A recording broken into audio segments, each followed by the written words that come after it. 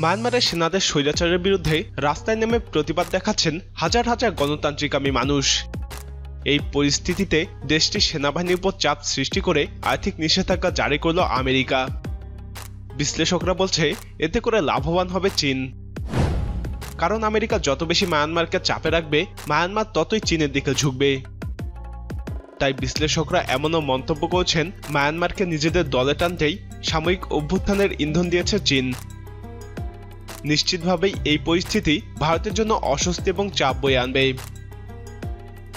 আমেরিকার এই নিষেধাজ্ঞা মায়ানমারের সেনা কর্মকর্তা, তাদের পরিবারের সদস্য এবং তাদের সঙ্গে জড়িত ব্যবসার উপর কার্যকর হবে।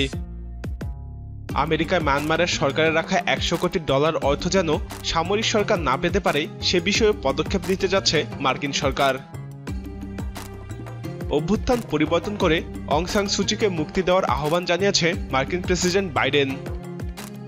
বাইডেন বলেন, মায়ানমারের জনগণ তাদের কণ্ঠস্বর শোনাচ্ছে এবং বিশ্বটা দেখছে। প্রতিবাদ বাড়ছে।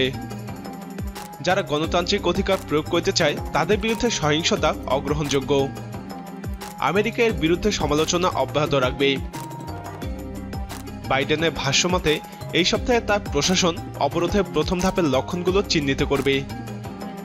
যদিও রোহিঙ্গা মুসলিমদের উপর সহিংসতার দায়ে ইতোমধ্যে মিয়ানমারের কিছু সামরিক নেতাকে কালো তালিকাভুক্ত করে রেখেছে যুক্তরাষ্ট্র। অভ্যুত্থানের বিরুদ্ধে রাজধানীতে বিক্ষোভকারী এক নারী মাথায় গুলিবিদ্ধ হয়ে হাসপাতালে যাওয়ার পর আমেরিকা থেকে এই নিষেধাজ্ঞার ঘোষণা দিল জো বাইডেন। গত মাসে দায়িত্ব নেওয়ার পর এটি জো বাইডেনের প্রথম কোনো নিষেধাজ্ঞা আরোপের ঘটনা। গত 1 তারিখে মায়ানমারের সামরিক বাহিনীর হাতে বন্দী হন আং সান সুচি এবং প্রেসিডেন্ট উইন মিন্ট সহ অনেকেই। সেনাবাহিনী জানায় আপাতত 1 বছরের জন্য ক্ষমতা দখল করেছে তারা।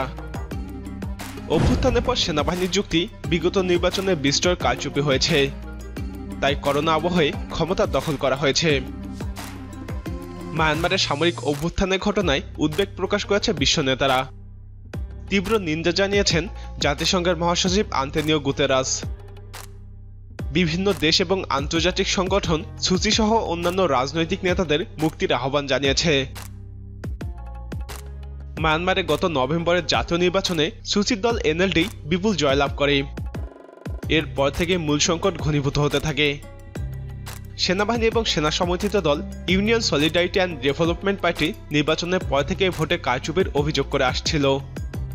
দেশটির নির্বাচন কমিশন এই অভিযোগ প্রত্যাখ্যান করে। সম্প্রতি মায়ানমারে নবনির্বাচিত পার্লামেন্টের প্রথম অধিবেশন বসার কথা ছিল। এর কয়েক ঘন্টা আগে দেশটিতে সামরিক অভ্যুত্থান ঘটে।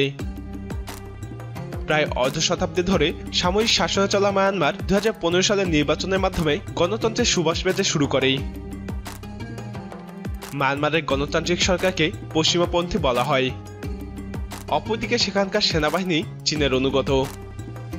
তাই চীন এই অভ্যুত্থান ঘটিয়েছে বলেই বিশ্লেষকরা মনে করেন। এখন আমেরিকা মায়ানমারের উপর অবরোধ আরোপ করতেই থাকবে। বিপরীতে চীন মায়ানমারকে আরো বেশি বশে আনতে পারবে। প্রিয় দর্শক, মায়ানমারের ভবিষ্যৎ কোন দিকে যাচ্ছে বলে আপনি মনে করেন?